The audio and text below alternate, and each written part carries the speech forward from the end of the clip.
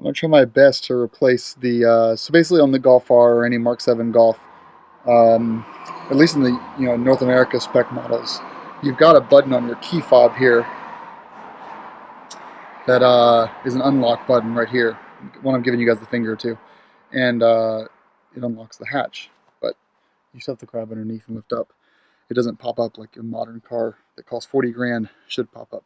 So what I'm doing is I'm bought from ECS, came like this, 99 bucks. It should be enough tension to raise the hatch up. So I believe I take this off, you take this off, and then replace this thing here.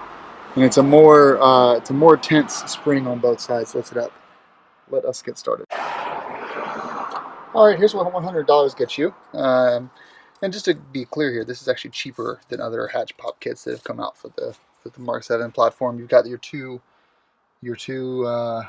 coils here, suspension, and then you've got these guys which lock into, I assume they lock into up here, but we'll see how that goes. Gotta read the instructions, which actually, no instructions came with it, did they? Good job, ECS. I guess I gotta go to your website and download the instructions like usual.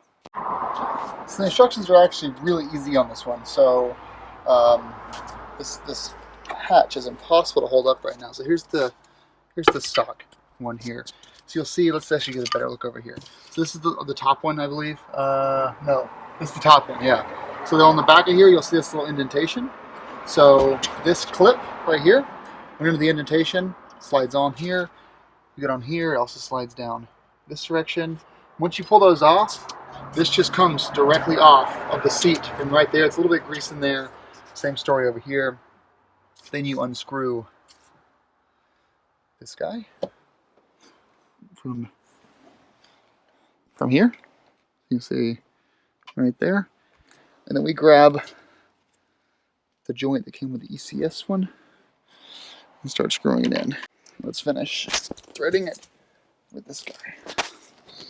It's hard it is. I'm basically holding the hatch up with my shoulder.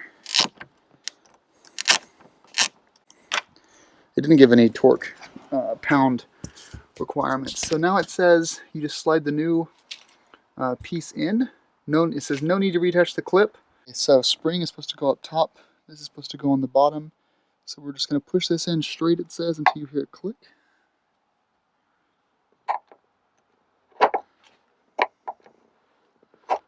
Yep, okay. And then up top,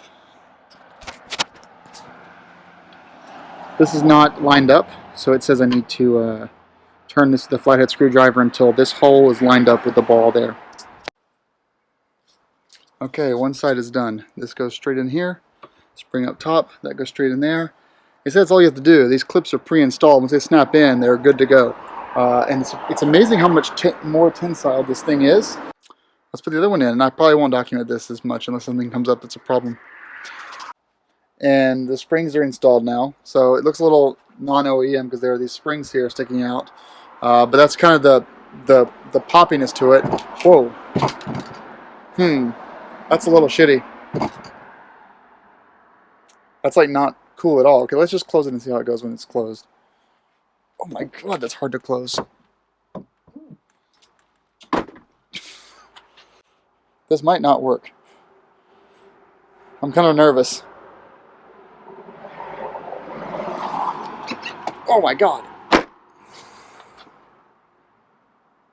Oh, it needs coating, I guess. I guess mine doesn't have the auto pop. Oh my god. Okay, that's a little... Yeah, I think you should probably let it go and see what happens, because that's what's going to happen when it pops. That's a little extreme. Okay, let's go back to the drawing board. I mean, like, that's ridiculous. And by the way, it's like 31 degrees outside, so it's pretty chilly. Let's click this, see what happens.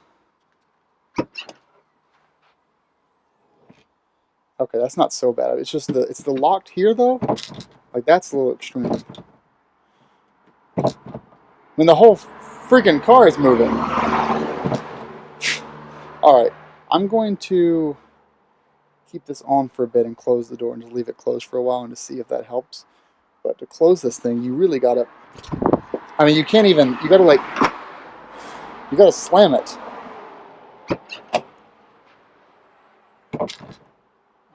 That's kind of crappy, guys. Come on, ECS. This kind of sucks. I guess you can't have both, right? You can't have an auto loader that also is nice. I mean, it feels like a freaking Kia. And closing it, like you used to be able to do this and like really pull it down, but watch, if I pull it really hard, oh, I can't close it. All right, I don't know about this one. This is probably the crappiest thing I've ever installed in this car, probably ever.